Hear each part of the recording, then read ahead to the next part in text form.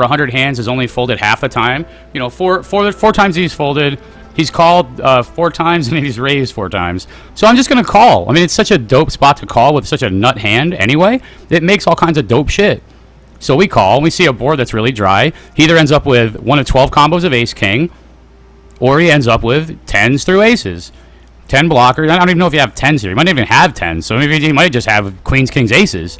If that's the case, he's got 15 value combos versus everything else that he's deciding to 4-bet with.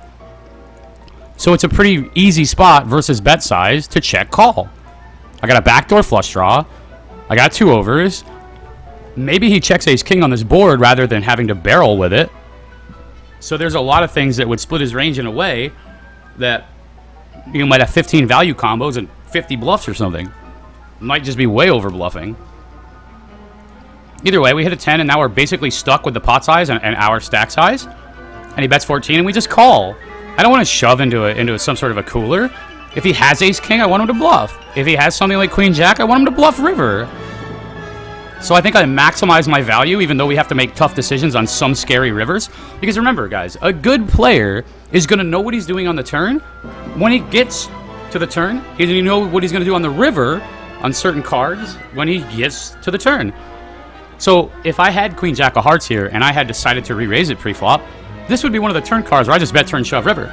Because even if my opponent has ace-10, my range potentially has jacks plus, and then some maybe bluffs with a 9. Not very likely, not many combos, only 2 combos of each kicker that there would be, less for a couple of them. So it ends up being a mid-range value range, and I have to have some bluffs to counteract that. But I don't have so many value hands that I want to be very outside of what a balanced bluffing range would look like. I might have a few more against certain players and certain dynamics on certain board textures, but by all means, when our opponent shoves river and shows up with 5-6, not only did he take the flop is okay. He can bet the flop. He's got a backdoor straight draw, backdoor flush draw. A lot of cards on the turn give him equity. His big mistake came on the turn. When he gets to the turn, without any other history, without any other information, he has a hand in his range that gets to the turn that wants to check. Why? He didn't pick up any additional equity, and that is what we use to regulate our bluffing frequencies on turns and rivers, picking up additional equity.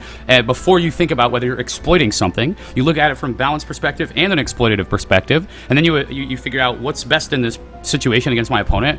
Do I have enough information? Should I stay balanced here? Does he look like he balances and he's like a tough reg or something? What am I incentivized to do based on current interaction and information present? And if you don't know, then you should revert back to balance. It's kind of like Miyagi's dojo when it said, karate is for self-defense only, and then rule number 2 was if you don't know whatever, learn rule number 1 first. So you go back and that's the rule, right? Same thing. If you don't have enough information to know that you're exploiting something and you can't explain it to yourself, you just kind of, I'm just bluffing because. Ask yourself, what combinations does he have? How did he play pre-flop? What is his line? What do his lines mean?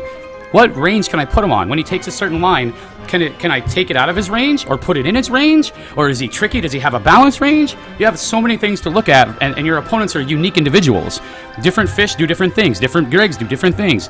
2 amazing players at poker can disagree about a spot because they have different ranges, different tendencies, different things that they want to do, different perspectives, and that's part of the beauty of poker. You have a template for a thought process that I'm giving you, and it shows you what you should be aware of, how you should think to make your decisions. And then it's up to you to interact with your opponent favorably based on all the other variables that you're looking at.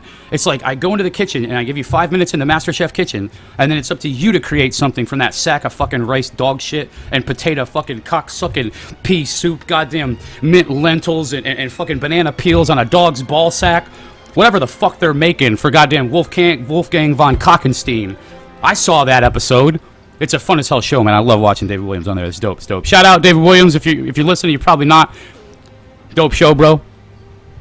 So it's up to you to take that, and that's why I never do the coaching for profits, or people are like, yo man, like everything is on you. The students that I have that are the best students that move up the fastest, they listen, they implement, they're not afraid to make mistakes, they learn from their mistakes, they template their thought process, they're aware of what gaps there are in them, and they fill those gaps with what I make them aware of that they weren't aware of before, and then they're not afraid to experiment and try it. My best students in the past have come back to me with questions. They've come back to me with a hand history. victories. They've kept in contact because they want to utilize without overdoing it, because I'll let you know, yo, man, that's enough for this week. I mean, I'll be honest with you if you're just doing it too much. I'll just be like, yo, chill out, bro, chill out. There's 70 hands a day. Relax here. What is this? I'm going to start charging fucking retainer fees and shit. Relax.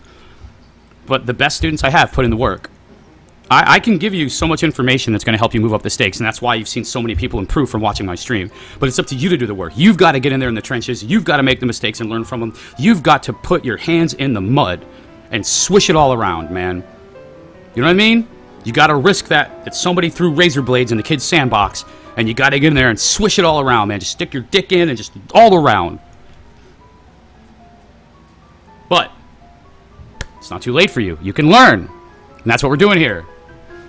Anyway, this is the turn is where he made his big mistake. This would be an exploitative barrel off, and I like his flop bet. I don't mind his 4-bet pre-flop, even though I would flat call in position and play a non-gap suited connector with a very disguised hand that also helps with board coverage whenever there's low boards and we just put them on overcards and decide to barrel off or do some other crazy shit.